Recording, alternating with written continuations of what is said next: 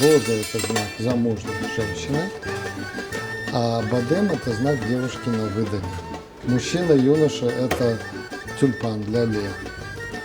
Или тополь, кипарис, значит. Допустим, гвоздика – это уже знак человека, вышедшего из репродукционного возраста. Там пол не имеет значения. Это уже или пожилая женщина, или пожилой мужчина. Семью, значит, сочетание символов. Как правило, мужской и женский знак, значит, это тополь и роза, или тюльпан и роза, да, вместе, когда они вместе, друг на друга. Знак любовь, когда внутри женского мужской, или внутри мужского женский есть. И обычно эта пара семейная, она изображается в вазе. Что такое ваза? Это дом, в котором цветок живет, да? Это дом. А ваза обычно покоится на треугольнике.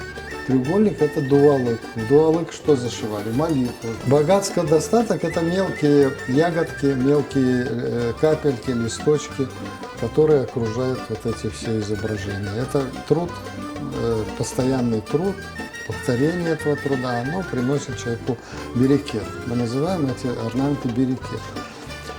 Еще очень большая группа орнаментов оберегов. Да, у нас были вот, в доме были костики, например, колючку его над входом вешали, над коровником, над ребенком могли над колыбелью повесить, над больным человеком повесить. И эти колючки везде у нас в вышивках есть.